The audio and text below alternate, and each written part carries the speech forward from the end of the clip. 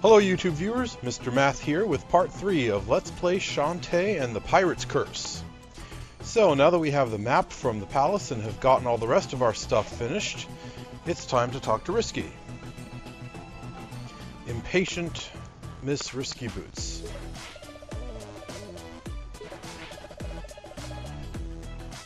Yeah, take that, Risky. We're good for something.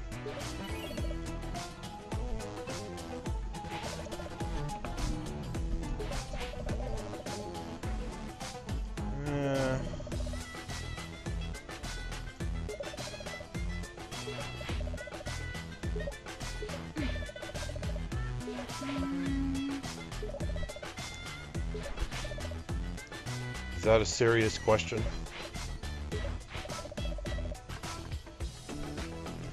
Yeah, the Mark II.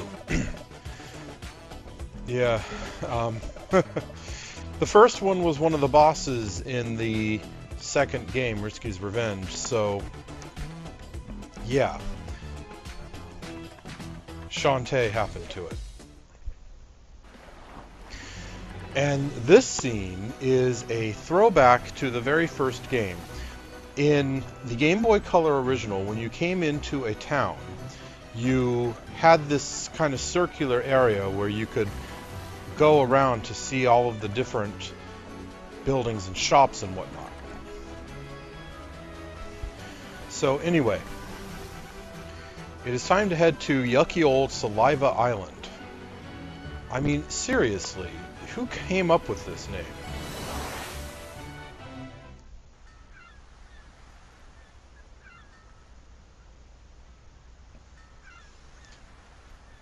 By the way, I apologize in advance for the coughing that I might end up doing because allergies.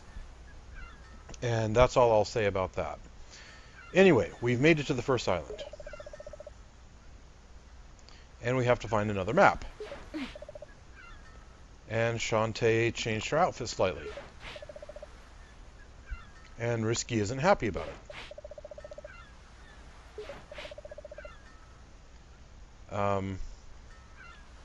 Tactless much, Shantae?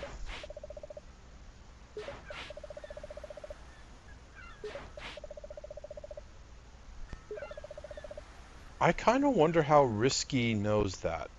Slight spoiler alert, that's never actually explained.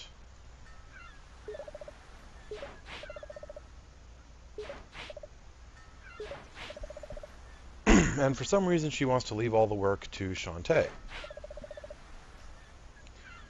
That does get explained, but it won't be a while yet.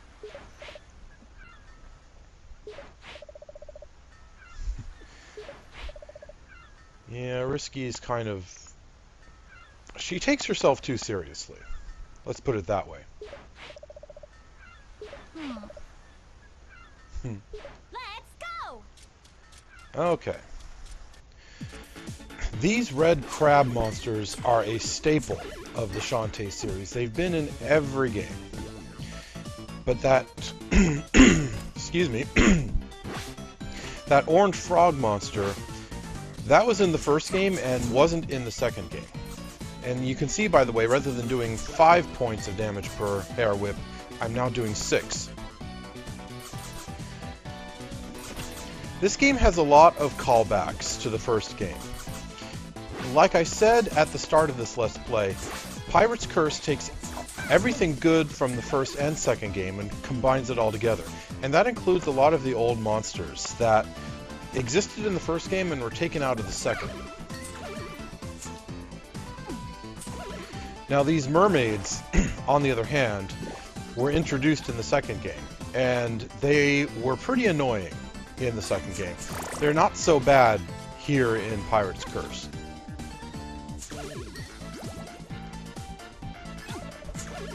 And these crabs drop meat chunklets. I haven't shown off the meat chunklet yet, but it's like the flesh pop. It's a food item that restores your health. And where the flesh pop restores half a heart, the meat chunklet restores 2 hearts.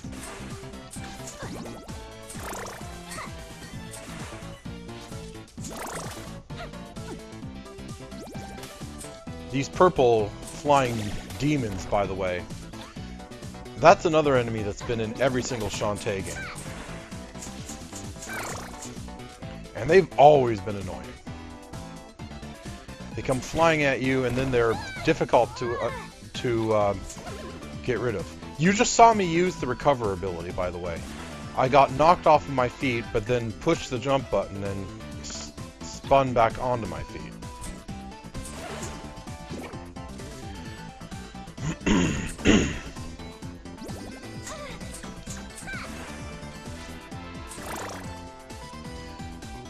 Now, there's a couple different places where you can go. You can go through up here, but what you really need to do first is go through down here. Bubble Shield. I love the Bubble Shield. It's a wonderful item. It's useful for the entire game. So this is the first place you really want to go so that you can talk to this guy. He's unhappy about something.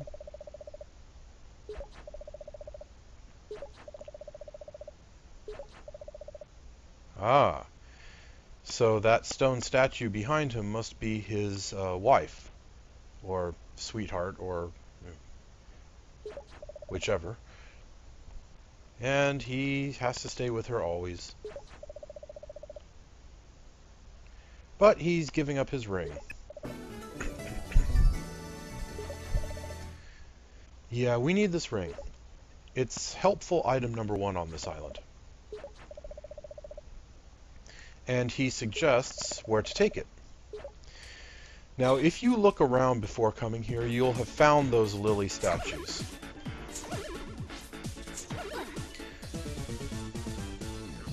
They are up here. I love the bubble shield. I'm going to keep saying that because I really do. It's so incredibly useful.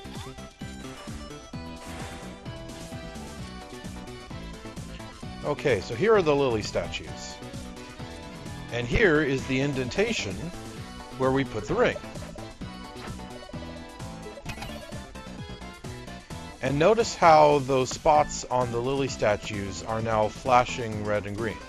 If you hair whip them, hey, huge statues of big-bosomed women. But before I go up there, there's something over here to take a look at.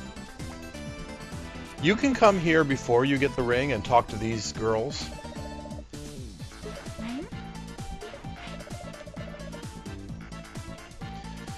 Yeah, they're kind of sort of a reference to another WayForward game called Mighty Switch Force or Mighty Flip Champs or something like that. I don't think that they are actually characters from those games. They're just kind of, you know, references to those games.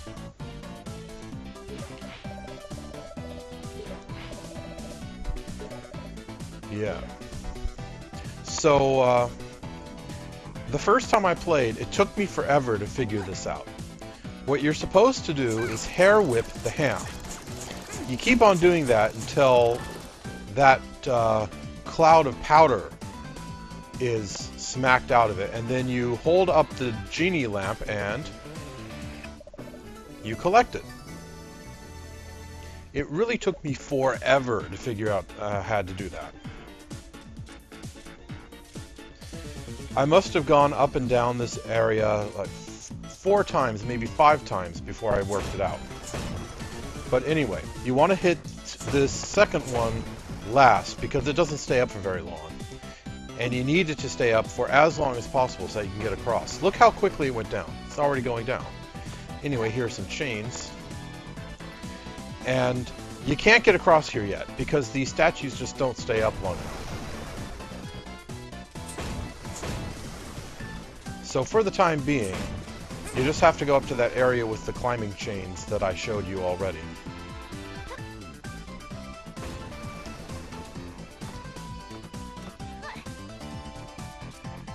And more frogs.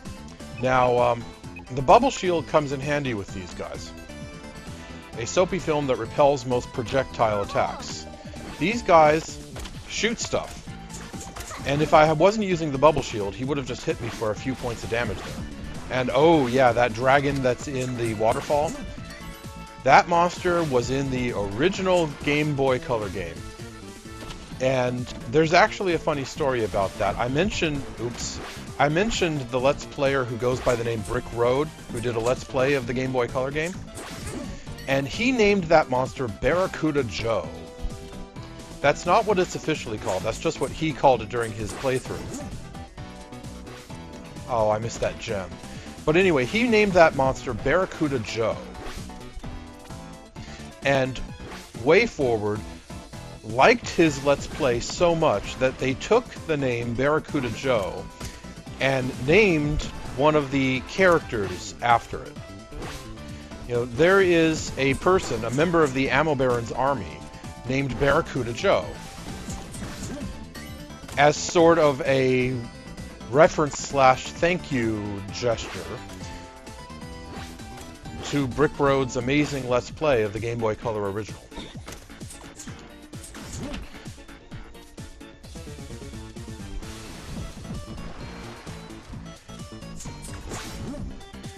Yeah, those monsters are kind of dangerous because they just leap out of nowhere like that. Ack. And my bubble shield expired, so I have to kind of be careful here. I'm at half life. That's kind of amazing. Another bubble shield, yay. If we go this way, we come to a dead end. We can't do anything here, but we can see something that we'll get to later.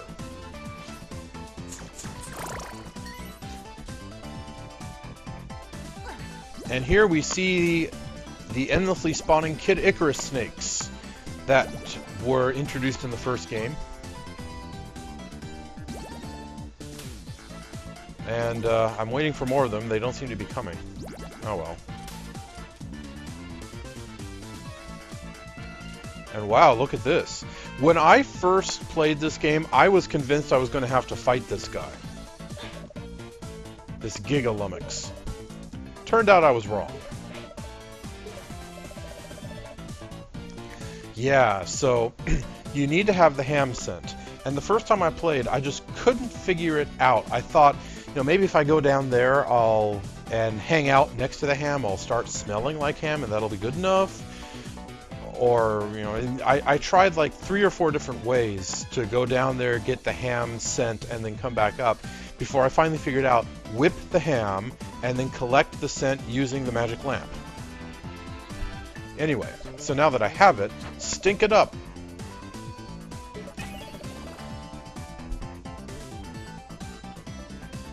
And...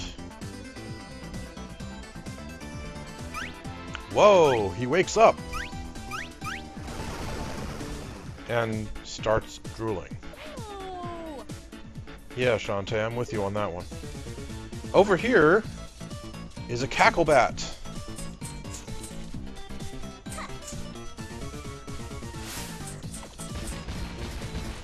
Yeah. There's another cacklebat down below.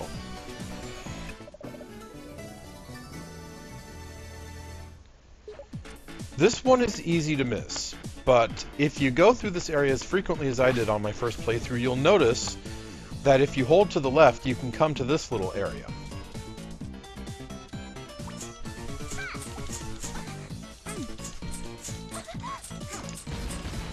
Man, I'm down to a single heart. That's kind of not good.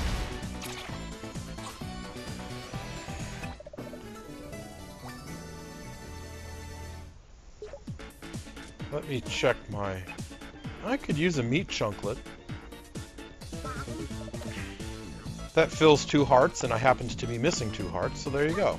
Back up to full.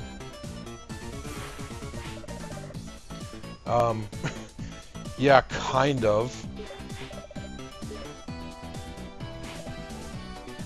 More fan service, yay!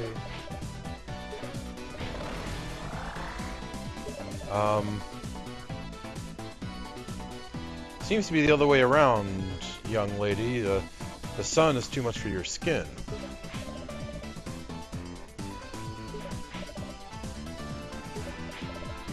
Ghostbusters reference, yay!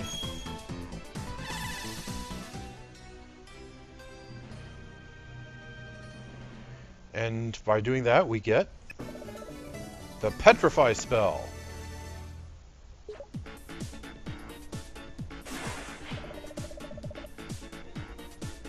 Yuck.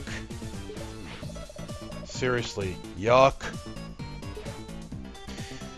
Okay, I'm sure you can figure out where the Petrify spell will be useful.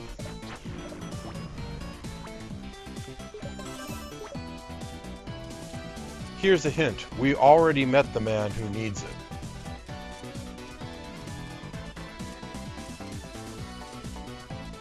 Or rather, who thinks he needs it. You'll see what I mean in a bit. Another meat chunklet to replace the one I used. That works for me. Let's just go. And now we talk to this guy.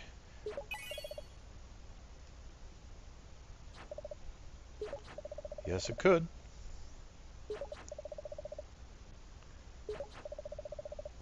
The sacred words, petrify. Yeah, you couldn't have figured that out on your own, dude? Whatever.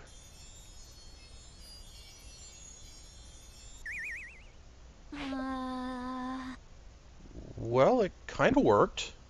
After a fashion.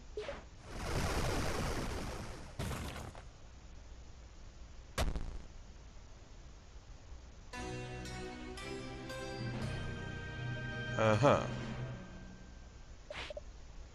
Well, it opened the way, so that'll have to do. The Spittle Maze. Yeah, they're really going for a theme here, aren't they?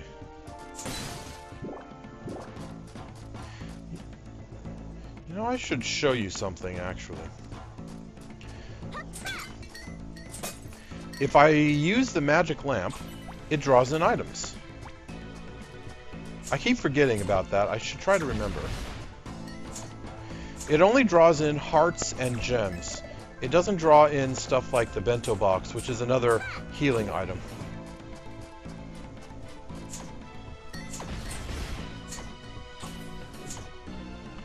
Now, I could stand here forever and make gems the slow way.